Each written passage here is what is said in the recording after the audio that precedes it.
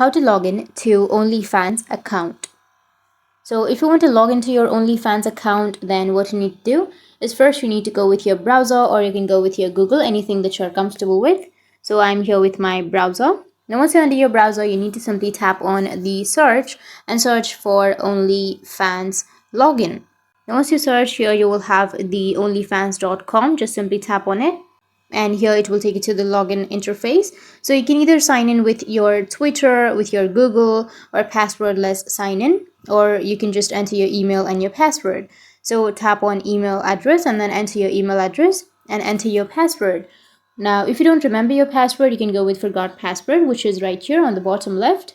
Or if you remember, then just enter your password and then tap on login. And once you tap on login, it will log you into your account.